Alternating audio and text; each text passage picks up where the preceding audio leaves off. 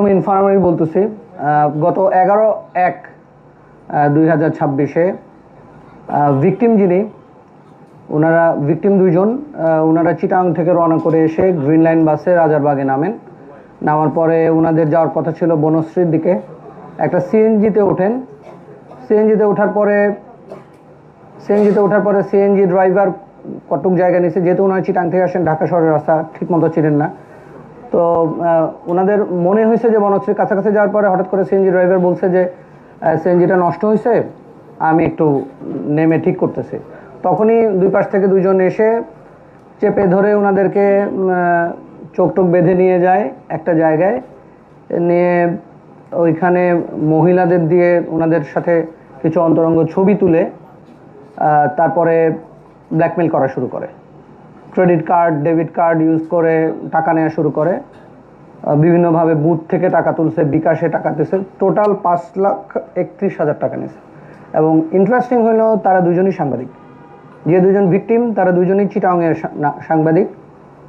তো ওনাদেরকে যখন ছেড়ে দেয়, এই পুরা সারা রাতই ছিলেন ওনারা, তো যখন ছেড়ে দেয় ওনাদের চোখ, মানে একটা জায়গায় ছেড়ে দেওয়ার পরে ওনাদের চোখে আসে যে ড্যামরা লেখা, মানে ওনাদের মনে হয় যে এটা ড্যামরা এলাকা হইতে পারে। তো ওনারা আমাদের কাছে আসেন, আমরা ওইখান থেকে খোঁজা শুরু করি। ওরা মানে আসামিরা ওনাদেরকে রিক্সায় তুলে দিয়ে বলছে যে মাতোয়াইল চলে যাও। তো ওনাদের একটু মাথায় আসে এবং লেখা ছিল ড্যামরা। তো ওনারা যখন আমাদের কাছে আসেন তখন আমরা প্রথমে পিও খোঁজার চেষ্টা করি যে ওনারা ঠিক কোন জায়গাটায় ছিলেন। আর আমাদের একটু কনফিউশন ছিল, এখানে ড্যামরা এবং যাত্রাবাড়ি দুইটা থানারই বর্ডারিং, যে কারণে আসলে মামলা নেওয়ার ক্ষেত্রে পিও তো একটা ইম্পর্টেন্ট জিনিস। তো আমরা শেষে আইডেন্টিফাই করতে পারি যে এটা যাত্রাবাড়ি এলাকায়। তারপরে আমরা আমাদের মতো করে তদন্ত শুরু করি। করতে করতে একটা সময় পর্যন্ত একদম পুরা গ্যাং ধরে ফেলতে আমরা সক্ষম হয়েছি। টোটাল এ পর্যন্ত অ্যারেস্ট হয়েছে 12 জন আসামি, মহিলা আছে 2 জন।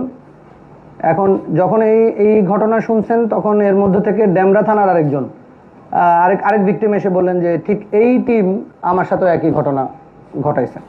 পরে আমরা ওনার কাছ থেকে এরকম একটা মামলা নিয়েছি। এখন আমরা এরকম আরও কয়েকজন লোক ভিকটিম পাইছি যারা বলছেন যে না, এরকম ঘটনা আমাদের সাথেও ঘটছে।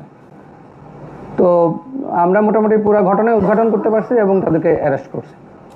এইটা হলো 2 মামলা মিলে আমাদের টোটাল অ্যারেস্ট আছে 12 জন। এখন আমরা তাদের এই যে লেনদেনের পুরো বিষয়টা, তারা অনেকদিন ধরে এই টাইপের কাজ করে যাচ্ছে। আপনারা হয়তো জানেন যে হানি ট্র্যাপের ঘটনা ঢাকা শহরে বেশ কিছু ঘটছে এবং ওই এলাকায় ঘটছে। আমরা আশা করি যে এখন আপাতত এটা হয়তো কমে আসবে। পুরা গ্যাং একদম রিং লিডার সহ পুরাটাই ধরা হয়েছে এবং তাদের বিরুদ্ধে আগেও 2-1টা মামলা আছে, ছোটখাটো মামলা আছে। আর আমরা যেটা করতে চাচ্ছি যে তারা যাতে যে টাকাগুলো নিয়েছেন সেটাও তো এক ধরনের মানি লন্ডারিং অপরাধ হয়েছে। ক্রাইম করে এই টাকাগুলো তারা ব্যবহার করার চেষ্টা করছেন, আমরা তাদেরকে ওইভাবেও আটকানোর চেষ্টা করতেছি। এই প্রাথমিকভাবে আমার বক্তব্য। ধন্যবাদ।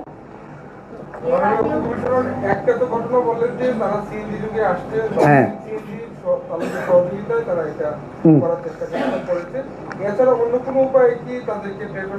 হ্যাঁ, ট্র্যাপে ফেলে। এটা হলো মেসেঞ্জারে চ্যাট করে, অপরিচিত ফেসবুক মেসেঞ্জার বা হোয়াটসঅ্যাপে চ্যাট করে। সেকেন্ড ঘটনা এরকম, এক অপরিচিত নারী সাথে চ্যাট করছেন, পরে দেখা করতে গেছেন স্টাফ কোয়ার্টার, ওইখান থেকে নিয়ে গেছে সারুলিয়া নিয়ে একই ঘটনা, বেঁধে রাখছে, ছবি তুলে বলছে মারধর। আর সবগুলাতে কিন্তু মারধরের ঘটনা আছে। এবং একটা মজার বিষয় হলো যে লেয়ারিং করা আছে, মানে একজন ধরে নিয়ে যায়, একজন বেঁধে রাখে, আবার একজন টাকা তোলে, মানে একজন আরেকজনের সাথে কোনোভাবেই কানেক্টেড না।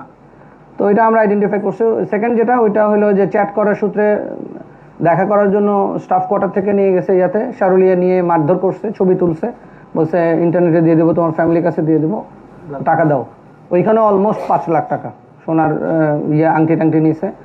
ওইখানে 5,06,000, এখানে মনে হয় 5,31,000 টাকা নিয়েছে টোটাল।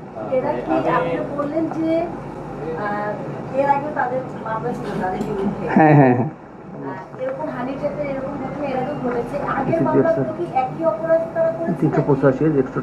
হ্যাঁ, এক্সটর্শনের ঘটনা ছিল। একই অপরাধ কিনা যায় না, মানে এক্সটর্শনের মামলা ছিল, চাঁদাবাজি, এটা তো ব্ল্যাকমেইলের মামলা ছিল।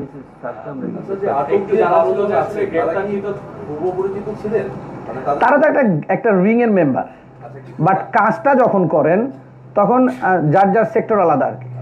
মানে এইটা ধরেন আমাদের অফিসের মতোই আর কি, ওনারও একটা অফিস সাজায় নিয়েছেন অপরাধীরা যেরকম সাজানো। থেকে কোন ধরনের আলামত আপনারা উদ্ধার করেছেন? এবং আরেকটি বিষয় আমি একটু যোগ করব যে এটা তো ঢাকা থেকে আপনারা গ্রেফতার করেছেন, এই চক্রের সদস্যরা অন্য জেলায় সক্রিয় কিনা এই বিষয়ে আপনাদের কাছে কোনো তথ্য আছে? আমরা তো তদন্ত শুরু করছি, খুব বেশি এখনো যে খুব গভীরে গেছি তা না, বাট প্রবলেমটা সলভ হয়ে গেছে আপাতত মনে হচ্ছে, আমাদের প্রবলেম সলভ হয়ে গেছে। বাট এরা অনেকদিন ধরে কাজ করতেছেন এবং জেলায় থাকতে পারে, অস্বাভাবিক না। আমরা দেখবো আলামত, আমরা ভিডিও ফুটেজ তো পুরাটাই পাইছি, কোথায় কোথায় গেছেন, কোন বুথ থেকে টাকা তুলছেন, কোন কাপড় পরা ছিলেন, সবই আমরা পাইছি। মোটামুটি বিকাশের লেনদেনটা পাইছি, বিকাশে কোথায় ক্যাশ আউট হয়, ক্যাশ আউটটাও হয়, মোবাইলগুলো উদ্ধার, মোবাইল অনেকগুলো, মানে 10টার মতো মোবাইল উদ্ধার হয়েছে, বিভিন্ন মোবাইল তারা ব্যবহার করেন, সিম ব্যবহার করেন, ব্যবহৃত মোবাইল। এরা বিভিন্ন এলাকায় কাজ করেন, বাট তাদের আমরা যেটা বুঝতে পারছি তাদের হলো সেফ হাউস হলো ডেমরা এবং যাত্রাবাড়িতেই, ওইদিকে বাসা ভাড়া কম, এই জন্য হয়তো ব্যবহার করেন। আমি করতে চাই যে আপনি বলছিলেন যে সমাজ মাধ্যমে যোগাযোগ স্থাপনের মাধ্যমে, সম্পর্ক স্থাপনের মাধ্যমে তারা ইন্টিমেট হয়, আসলে যারা ভিকটিম হচ্ছে না। দুইটা ঘটনা কিন্তু দুই রকম।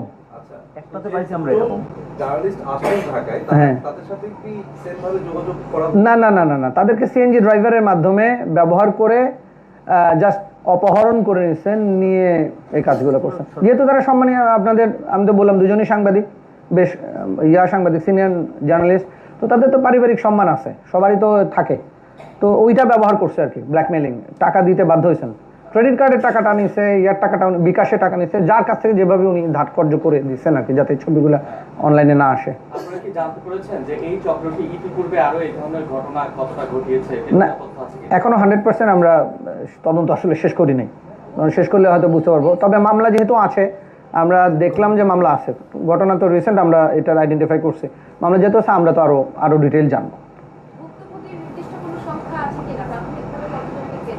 শামীম বলেন। স্যার আমরা স্যার এ পর্যন্ত স্যার ভুক্তভোগী স্যার 5-6 জনের কিছু স্যার হ্যান্ড মাইক বলেন। আসসালামু আলাইকুম। যে ও এসি ড্যামরা ও কাজ করছে, মূলত সব কাজই ওর ক্রেডিট, ও একটু অ্যাড করুক, সাউন্ড আসছে, সাউন্ড অন করেন। হ্যাঁ, আসসালামু আলাইকুম। আসলে আমরা আমাদের ডিসি স্যারের নির্দেশে আমরা সব কাজ করেছি, স্যারের দিক নির্দেশনাতে সব কাজ করেছি, এবং স্যারের লিডারশিপের ফলেই হচ্ছে আমরা তাদের অ্যারেস্ট করতে সক্ষম হয়েছি। আমরা আসলে বিভিন্নভাবে আমরা 5 থেকে 6 জনের কাছে এইভাবে, আমি এখানে জয়েন করেছি অ্যাবাউট 5 মান্থ, এই 5 মাসের মধ্যে আমি 4 থেকে 5টা এই ধরনের নিউজ পেয়েছি। কিছুদিন পর এই ধরনের নিউজ আসে, অনেকে মামলা করতে চায় না বিভিন্ন ইস্যুতে, তো তাই যাই হোক, তারপরে যখন 2 জন মামলা করেছে, তারপর আমাদের স্যার গাইডলাইন করেছে, আমরা এই পর্যন্ত স্যার যেটা বললেন আমরা ততজনকে গ্রেপ্তার করতে সক্ষম হয়েছি। ধন্যবাদ। আমি জয়েন করার পরে ডিসি ওয়ারি হিসেবে আমি 2 মাস জয়েন করছি। এর আগে ঠিক আমি জয়েন করার 5-7 দিন পরে এরকম একটা ঘটনা, এক ভদ্রলোক আমাকে ফোন দিলেন যে আমার শ্বশুরকে পাওয়া যাচ্ছে না, তো খুঁজতে খুঁজতে ওই রকম যে টাকা যদি আপনারা না দেন তাহলে ভিডিও বা ছবি ইন্টারনেটে ছেড়ে দেওয়া হবে। ওনার বয়স অনেক বেশি, 55+। পরে তো দেখা গেল সেম, তো ওনারাও মামলা করতে রাজি না, বাট আমরা তো যেহেতু পাইছি, আমরা এখন তো করবো, মানে সামাজিক লোকলজ্জার ভয় অনেকে করতে চান না। আর কারো কিছু যদি বলার থাকে, জি বলেন।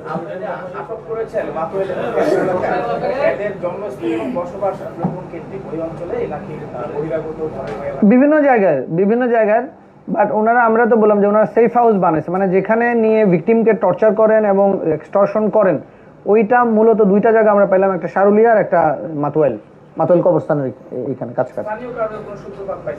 এখনো তো আমরা তদন্ত করতেছি, তদন্তে যদি আসে দেখবো।